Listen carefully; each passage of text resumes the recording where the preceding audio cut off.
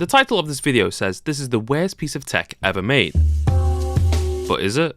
Well, it does make a solid doorstop, a passable paperweight, and probably the best stamp in the world, if the only word you need is the word brick. But this little gadget tries to solve a very real problem, something that affects 6.3% of the entire population. Phone addiction. You know that feeling when you put your phone down and pick it up 2 seconds later without even realizing? Yeah.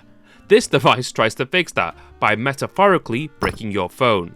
It locks you out of certain apps when you try to activate it. And fittingly, it's called the brick. Now, here's the kicker. This, what I'm holding here, isn't actually the brick, because that costs £48 plus £16 shipping from the US.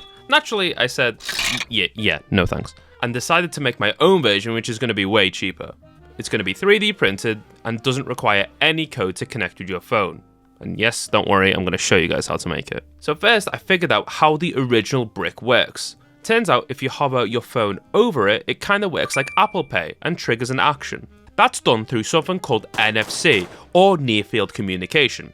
As a certified tech nerd, I already knew that. But here's the best part about NFC chips. They are dirt cheap. You can get an NFC sticker for about 11p each. That's right, 11p. And this £64 product is essentially built around one of them. So the magic must be in the software, right? Something only they can provide. Sad to say, not really. Apple's Shortcut app, which has NFC triggers since 2014, allows you to literally create your own automation in minutes. So let me show you how I did it. Open the Shortcut app, scan your NFC sticker, and assign it to the command. Now, the biggest issue that I have with my phone is around notifications. One ping after me going on my phone, and suddenly I'm 20 posts deep into Family Guy memes on Instagram. They're very addictive.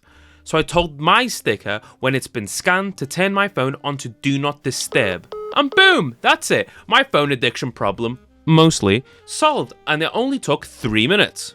Now all we need is a bit of a stylish enclosure to slap this sticker onto it. Since the original brick is literally a cube, I don't need any fancy CAD tools this time around. I use Tinkercad, which is the Microsoft Paint of the 3D modeling world. A few minutes later, I've got a cube with words on it, which I'm very proud of. But I didn't want Get Brick's lawyers on my case, so I made mine look like little mini train tracks around the corners. Which is genius, right? And I renamed my brick to Dick. Why?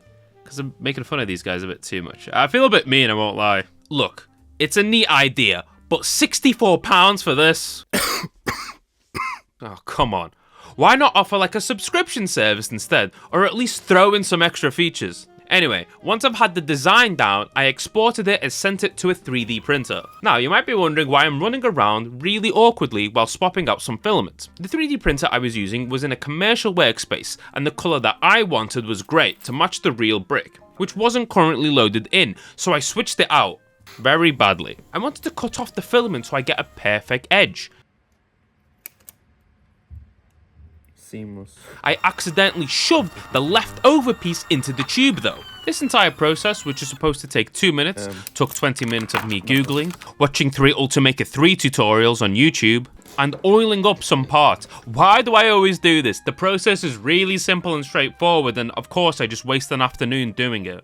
Thankfully, they have a second printer, which I haven't broke yet. So we got that one going while we were trying to unjam the first one. Although the second print took forever, I wonder why. Maybe because I put tiny detailed train tracks around the corners. Whoops. One day later, my version of the brick was complete. When I was in the workspace, people were giving me some strange looks. Not sure why. Anyway, it's time to collect my dick prints and time to go home to test it out. So you can just stick your phone on it and boop, and you get the notification that it's going to be quiet. I can actually get work done around without being dragged into meme land. Well, most of the time. So yeah, that's how you can avoid getting phone addictions with a little brick.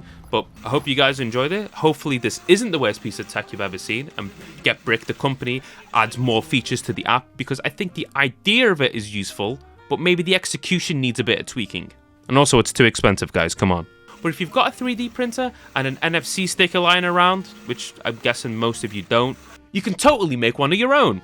Cheaper, faster, and even cooler. If you like this, you can hit the like button, subscribe for more weird tech experiments, and you can drop a comment for the dumbest overpriced gadget you've ever seen. I'll catch you guys later.